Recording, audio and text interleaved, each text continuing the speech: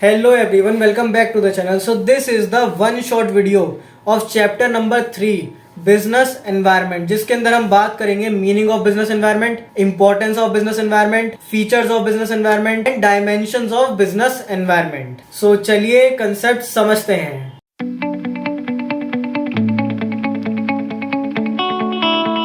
तो सबसे पहले हम ये समझते हैं कि मीनिंग क्या होता है बिजनेस एनवायरनमेंट का।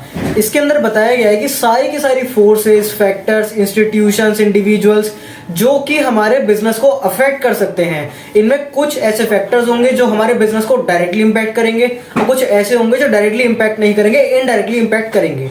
कुछ हमारे कंट्रोल में होंगे, कुछ हमारे कंट्रोल में नहीं होंगे। इसे बोला जाता है बिजनेस एनवायरनमेंट। अब इसके अंदर एक टर्म और है जिसे बोला जाता है एनवायरनमेंट स्कैनिंग। ये एनवायरनमेंट स्कैनिंग क्या होती है? Complete awareness and understanding of business environment को ही एनवायरनमेंट स्कैनिंग कहा जाता है। इसके बाद हमारे सामने फीचर्स आते हैं, features of business environment.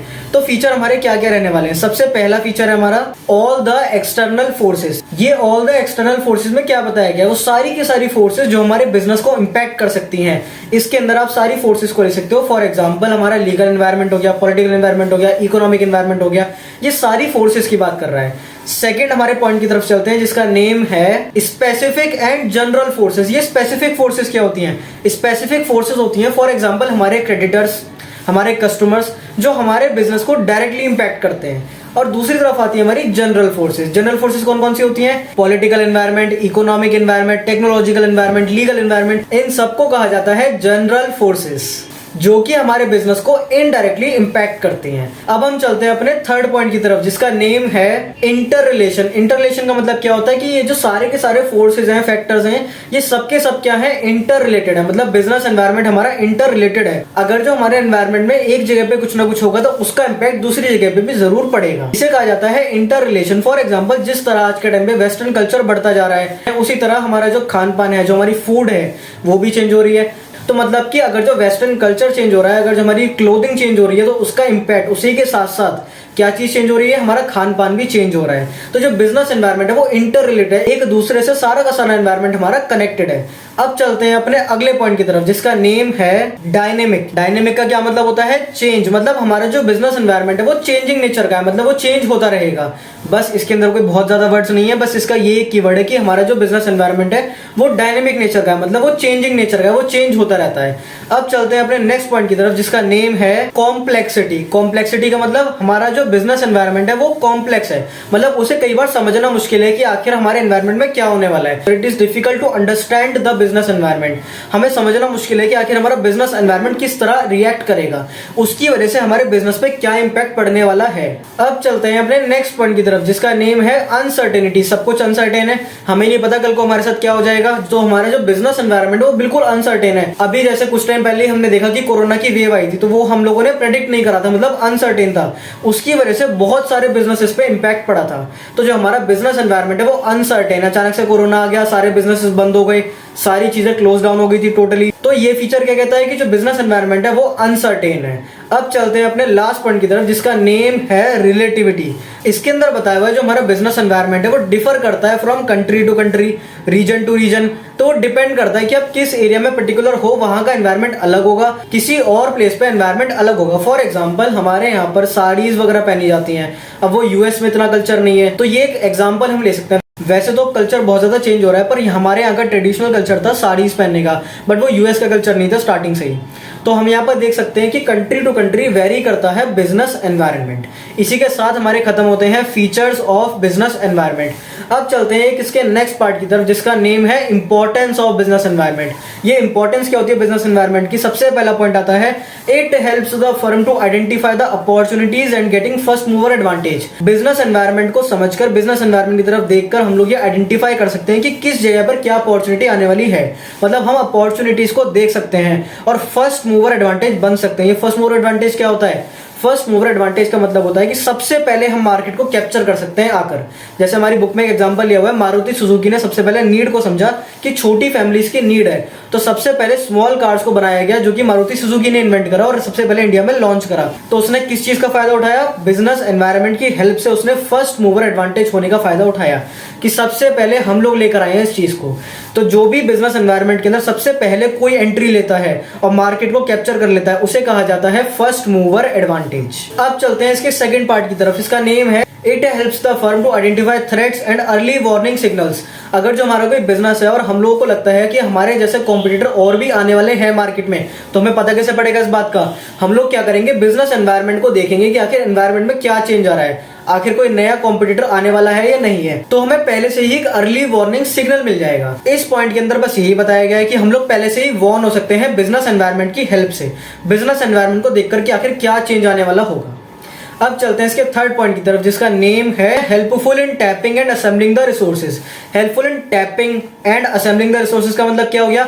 For example, पुराने टाइम पे क्या होता था कि जो बड़े बड़े बॉक्सेस वाले टीवीज आते थे, जो बहुत बड़े से होते थे, पूरा सेटअप होता था उसके अंदर, ऐसे टीवीज आते थे पहले। उसके बाद एलसीडी आई, फिर एलईडी आई, फिर ओएलईडी आई। तो ये जो चेंज लाया गया, इसके लिए हमें रिसोर्सेज का मिलना बहुत ज्यादा जरूरी होगा। अब ये हमें कैसे पता पड़ा कि आखिर हमारा जमाना चेंज कर रहा है? फॉर एग्जाम्पल, एक कंपनी है जो सिर्फ और सिर्फ टीवीज बनाती है, एलसीडी वाले। तो जब उसने बिजनेस एनवायरनमेंट को देखा और समझने की कोशिश करी, तो उसने पाया कंज्यूमर है वो शिफ्ट हो रहे हैं एलईडीज पे, उसके बाद ओएलईडीज पे।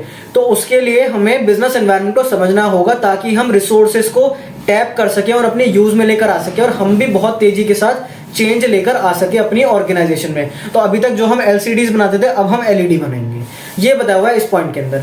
अब चलते हैं फोर्थ पॉइंट की तरफ, help to adjust and adopt with rapid changes. मतलब मार्केट में कितनी तेजी के साथ चेंज आ रहा है वो भी हमें पता पड़ सकता है बिजनेस एनवायरनमेंट की हेल्प से। बिजनेस एनवायरनमेंट को समझ के हम पता लगा सकते हैं कि आखिर हमारी मार्केट में क्या क्या चेंजेस आ रहे हैं। जो कंज्यूमर अडॉप्ट कर रहे होंगे उस चेंज को हम लोग भी लेकर आ सकते हैं अपनी ऑर्गेनाइजेशन में। इसमें हेल्प करेगा business environment.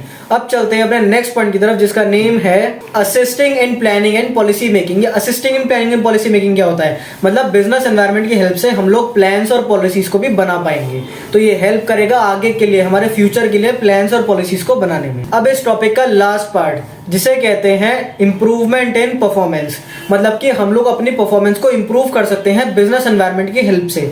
For example, business environment में कोई भी चेंज आ रहा है, या फिर हम देख पा रहे हैं कि जो हमारे कॉम्पिटिटर्स हैं वो लोग हमसे बहुत ज्यादा इफेक्टिवली प्रोडक्ट्स को मैन्युफैक्चर कर पा रहे हैं, तो हम भी, और उनके यहाँ पे जो परफॉर्मेंस है एम्प्लॉयज की वो बहुत ज्यादा अच्छी है। तो बिजनेस एनवायरनमेंट की हेल्प से हम लोग अपने यहाँ की परफॉर्मेंस को भी अच्छा कर पाएंगे। इसे कहते हैं इंप्रूवमेंट इन परफॉर्मेंस। इसी के साथ हमारे features of business environment, importance of business environment होते हैं फिनिश। तो हमारे जो कंपोनेंट्स हैं और जो डायमेंशंस है, दोनों का मतलब सेम है। एग्जाम में किसी भी पॉइंट ऑफ व्यू से आता है, दोनों का मतलब सेम है, कंपोनेंट्स और डायमेंशंस ऑफ बिजनेस एनवायरनमेंट। इसके टोटल 5 डायमेंशंस होते हैं। सबसे पहले डायमेंशन का नेम है इकोनॉमिक एनवायरनमेंट।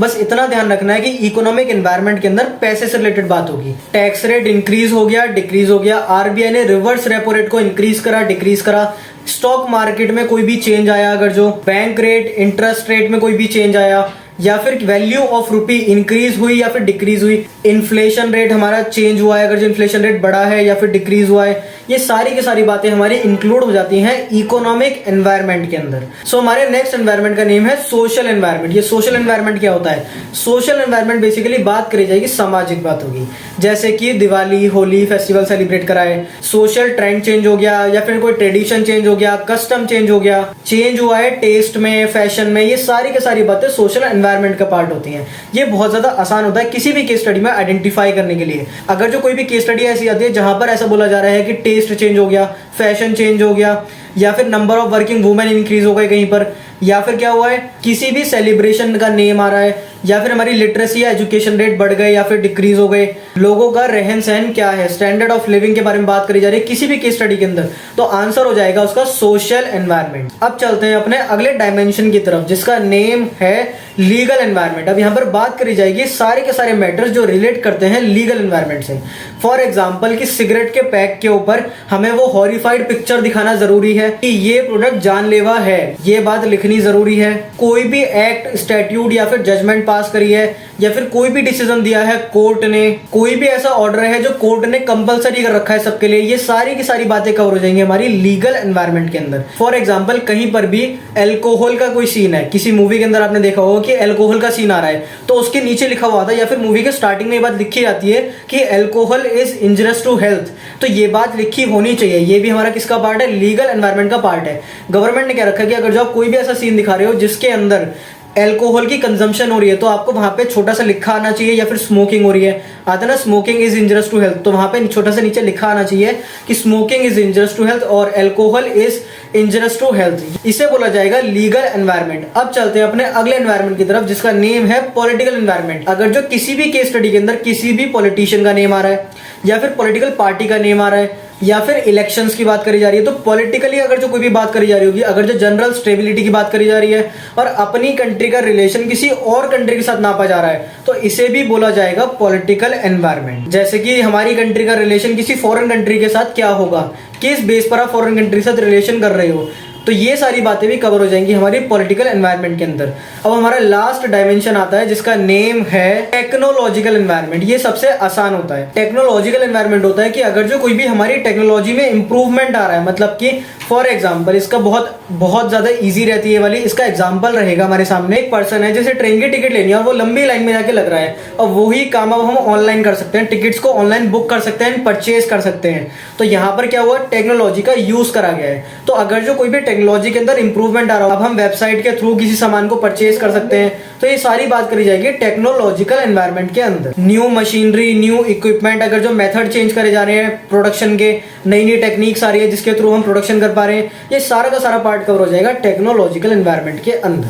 तो इसी के साथ हमारे सारे डायमेंशंस होते हैं खत्म। 5 डायमेंशंस है हमारे, economic, social, legal, political and technological environment. इसी के साथ हमारा ये चैप्टर होता है फिनिश। आई होप आपको समझ में आया होगा कि हमारे 5 डायमेंशंस क्या होते हैं। आई होप आप लोगों को वीडियो अच्छी लगी होगी। अगर आपका कोई भी डाउट है तो कमेंट सेक्शन में जरूर पूछिएगा एंड अपने फ्रेंड्स के साथ शेयर जरूर करिएगा एंड चैनल कंसेप्ट समझे को जरूर सब्सक्राइब करिएगा।